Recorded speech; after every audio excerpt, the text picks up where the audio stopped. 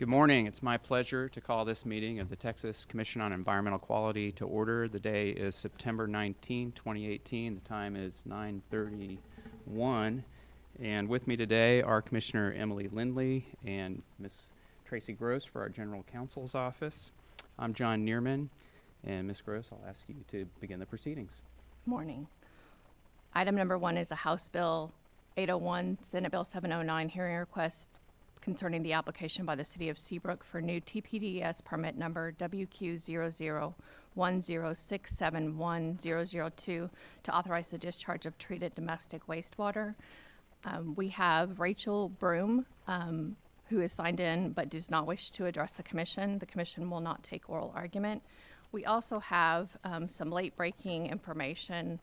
We have letters that were filed late yesterday from Senator Larry Taylor and House of Representatives, Texas Representative Dennis Paul. We also have withdrawals of 2 of the 3 hearing requests. We have withdrawals that have been filed by Mr. Eubanks and Ms. Norris, and those have been distributed to you with your backup materials. Thank you, and thanks to Senator Taylor and Representative Paul for your comments. Down to just one hearing request, that of Mr. Hall, as to the first issue, whether he's an affected person. Mr. Hall resides close to the proposed activity and has expressed a recreational interest. I think that makes him an affected person. What's your analysis? I would agree. Okay. And that brings us to which, if any, of the concerns that Mr. Hall raises a disputed issue of fact that's material and relevant to the application. And I would propose that we refer the following.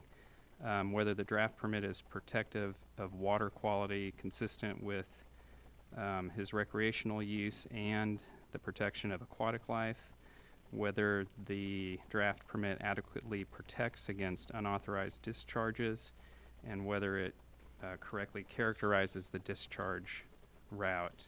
And I propose that we not refer the issue that Mr. Hall raises concerning flooding, as that's outside of our jurisdiction.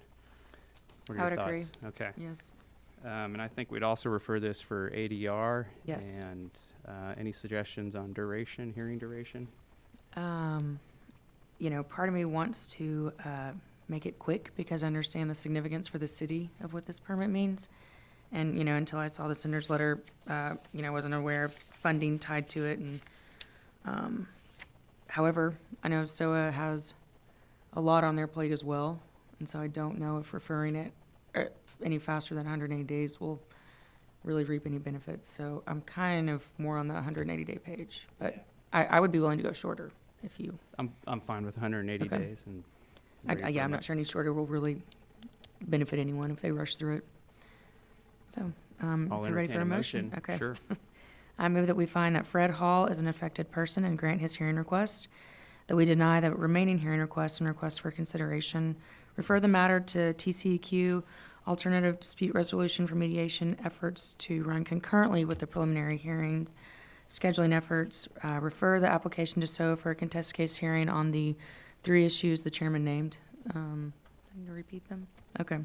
Whether the draft permit is protective of the water quality in Pine Gully, including being protective of aquatic life and primary contact recreational use in accordance with the Texas surface water quality standards. Whether the draft permit provides adequate protections against unauthorized discharges, and whether the discharge route has been properly characterized, and that we set the hearing duration for 180 days. Motion has been made. I second it. All those in favor? Aye. Aye. Motion carries. Item number 2 is consideration of material changes to contracts for goods and services awarded under Texas Government Code Chapter 2155, executed during the previous quarter. And we have ED staff here to present this item.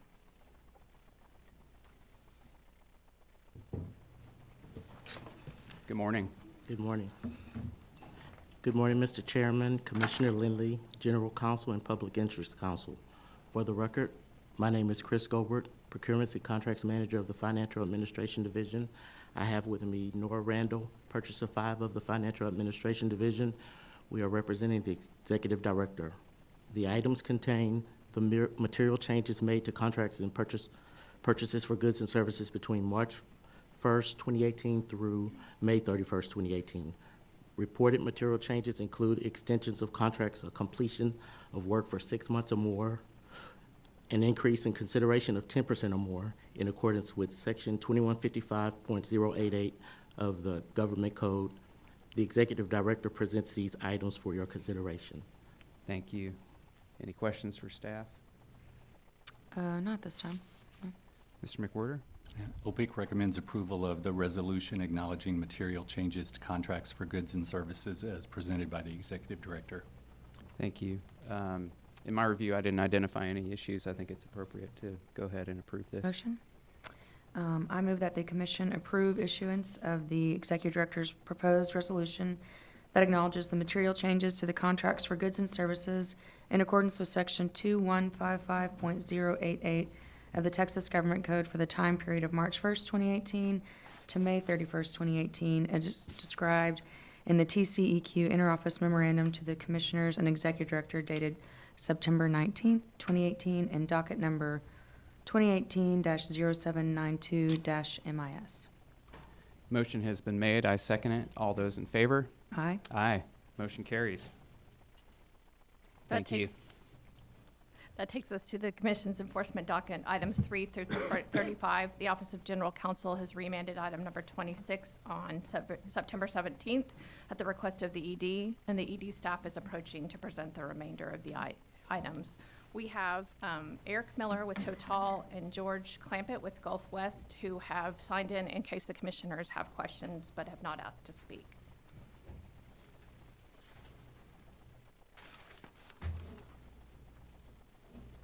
Good morning. Good morning, Chairman, Commissioner, General Counsel, and Public Interest Counsel. For the record, my name is Melissa Cordell of the Enforcement Division, and with me today are Brian Sinclair, also of the Enforcement Division, and Gitanjali Yadav and Janice Hernandez of the Litigation Division, representing the Executive Director. Pending before you are items 3 through 25 and 27 through 35. The total assessed administrative penalties are $752,321, with $221,357 deferred, $204,140 applied for supplemental environmental projects, and $326,824 to the general revenue. We respectfully request approval of these items and are available to answer any questions you may have. Thank you. I didn't have any questions. Do you have any questions or comments? No questions. Mr. McWhorter? My office reviewed these items and we support approval of the proposed orders. Thank you. In my review, I think it's appropriate to move forward with these. Okay. And we'll entertain a motion. Okay.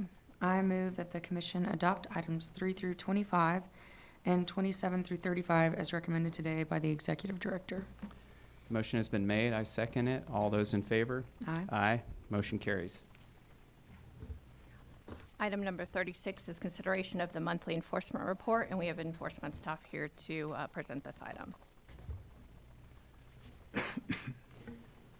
Good morning, Chairman, Commissioner, General Counsel, and Public Interest Counsel. My name is Melissa Cordell of the Enforcement Division, and with me is Brian Sinclair of the Enforcement Division and Gitanjali Yadav and Janice Hernandez of the Litigation Division. We are here to present the monthly enforcement report for fiscal year 2018 through July. There are 1,246 effective administrative orders issued, and of those, 153 contain supplemental environmental projects. These orders assess a total of $11,636,638 in penalties, with a payable amount of $6,402,536. $3,595,548 are to be paid towards supplemental environmental projects.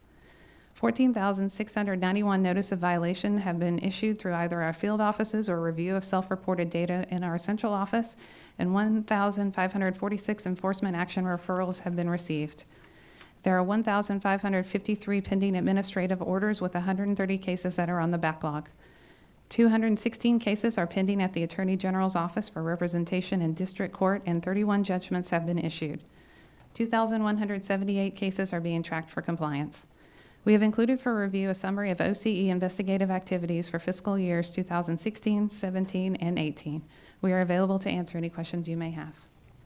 I don't have any questions. I just want to commend you on the progress on the backlog cases. It looks like we made some real progress and are almost there.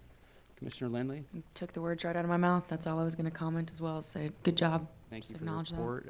Mr. McWhorter, I didn't have any questions. I appreciate the report also. thank you.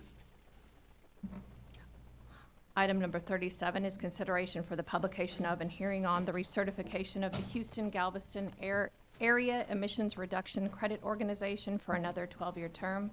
We have ED staff approaching to present this item.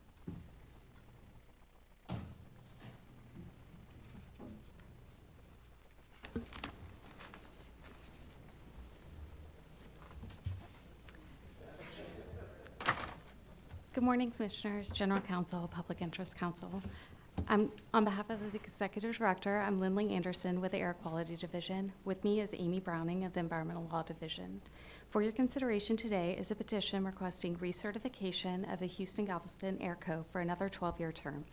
In accordance with the authority granted under Texas Health and Safety Code, Chapter 384, the Commission approved creation of the Houston-Galveston Air Co. in 1994 and approved recertification for a second 12-year term in 2006. Texas Health and Safety Code, Chapter 384, requires the Commission to review the petition for compliance with the chapter and hold a hearing in the region to obtain public comment on the petition. Staff respectfully requests the Commission's approval to hold the public hearing on the petition for recertification of the Houston-Galveston Air Co. Thank you for your consideration, and we're available to answer any questions. Thank you. I didn't have any questions at this time. No, sir, me neither. If you're ready for a motion, I'll. Let's Oh, give perfect. Mr. McWhorter an opportunity to chime in here. I recommend approval for publication of and hearing on the recertification of the Houston-Galveston Area Emission Reduction Credit Organization as recommended by the Executive Director.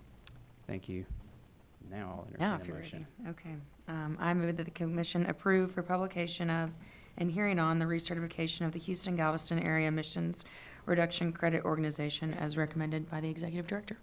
Motion has been made. I second it. All those in favor? Aye. Aye. Motion carries. Thank you. Commission, I recommend that we take up 38 and 39 together as they're related items. Let's do so.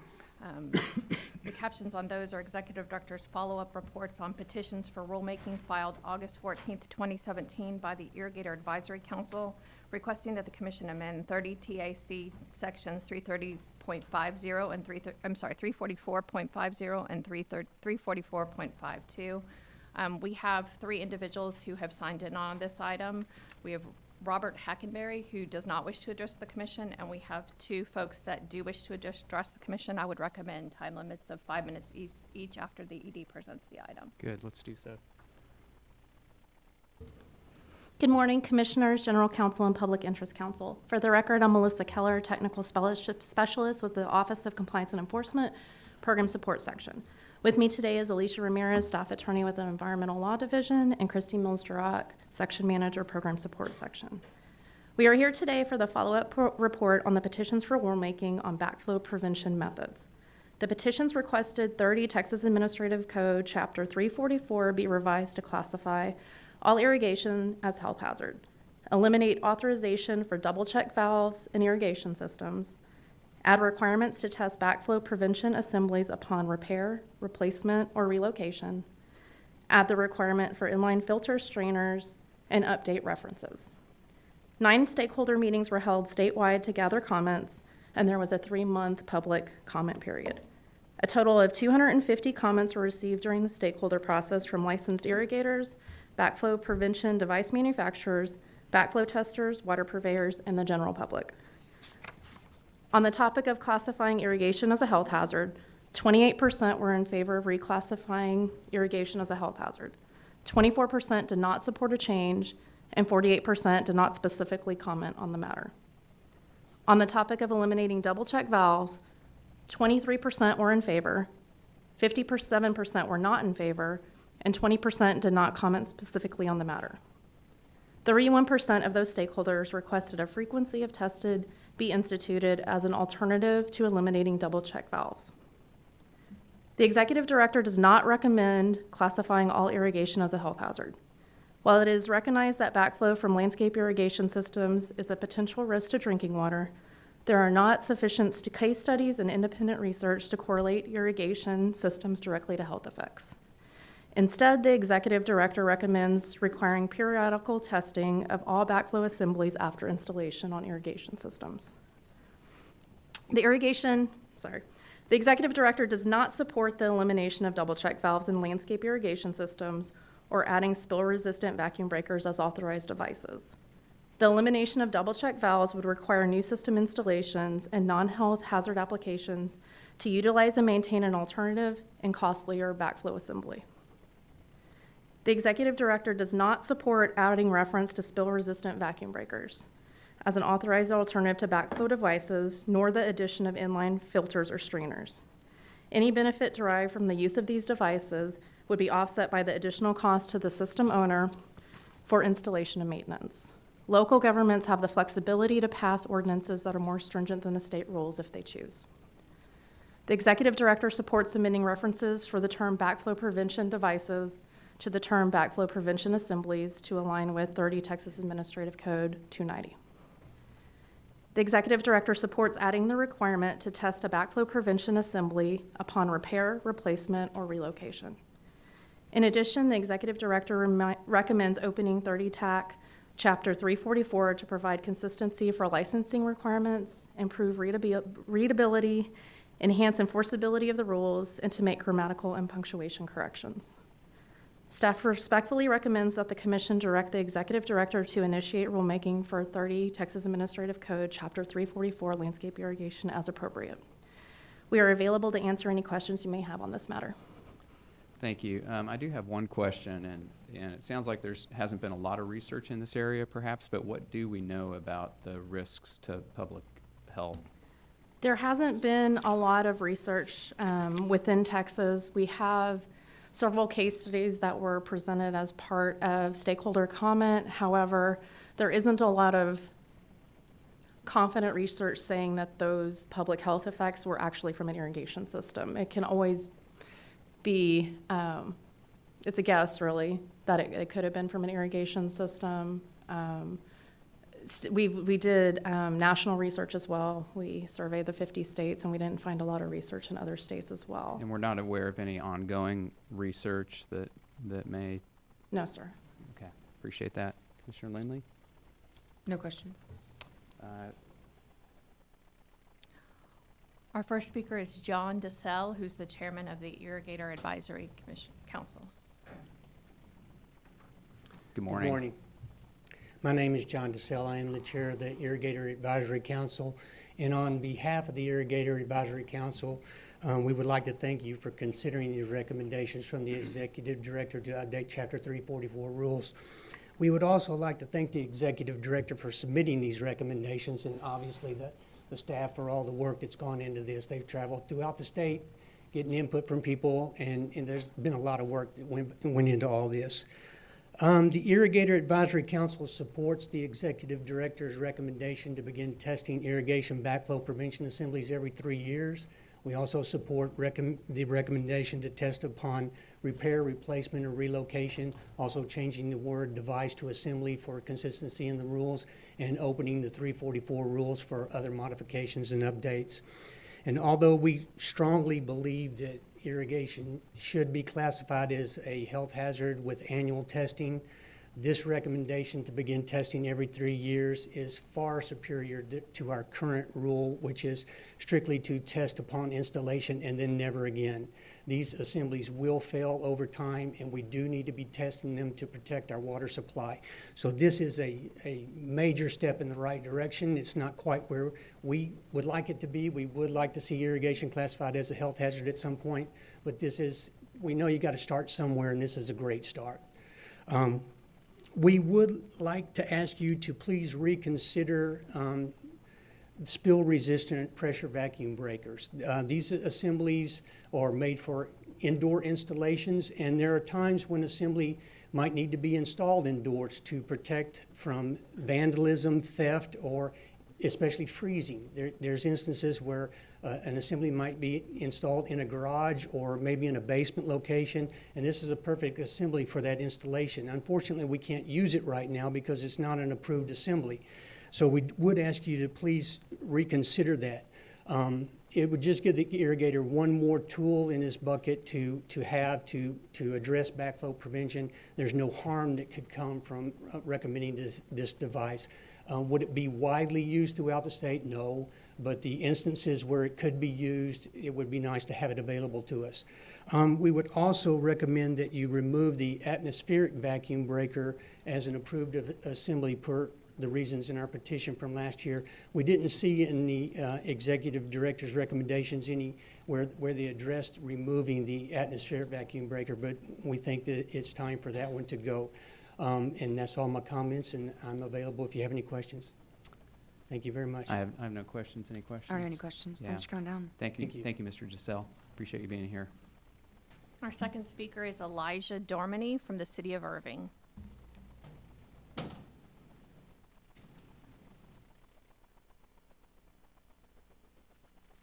Good morning, Commissioner morning. and Chairman. My name is Elijah Dormany. I am an Environmental Compliance Supervisor for the City of Irving. I'm going to be very brief this morning. The City of Irving applauds the Executive Director's decision to not reclassify irrigation systems as health hazards.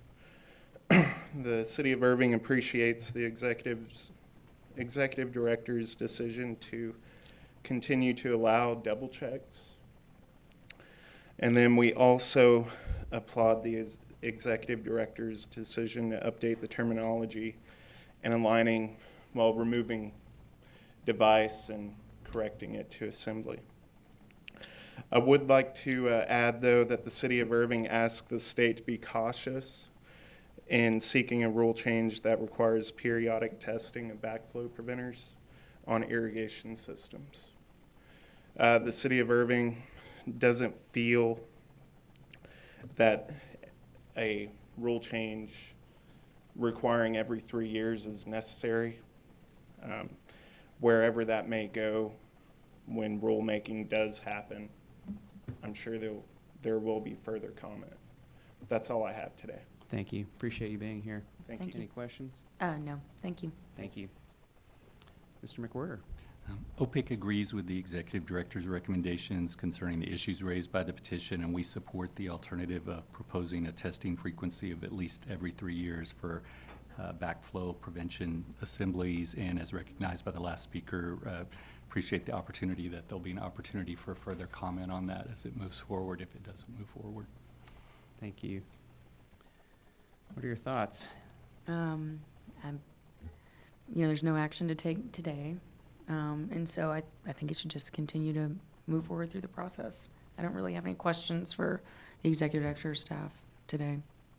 So if you- Yeah, and I'll share just one concern that I have, and my question was trying to get at identifying what the risk is.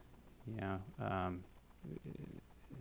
what's the magnitude of the risk, and what's sort of the frequency of incidents? And it strikes me that the burden of imposing an inspection requirement every 3 years is a pretty significant burden. And so if we're going to impose that on homeowners, that we need to have a good reason for doing so. So I am good with continuing the rulemaking effort, but want to be very cognizant of that issue and make sure that we're imposing burdens only that are justified by the actual risk. So, Just to clarify, so I understand, so that would be the executive director's requirement, that it's every 3 years, but then local authorities could impose stricter or more frequent? Yes, ma'am. Okay. Is that through city council or county? How does it work? It depends. It's usually through the water purveyor, so it's the Okay. city or the public water supply, and they Oh, do okay. so through an ordinance. Okay. and many already do. Yes, sir. Yeah, thank you. Anything else?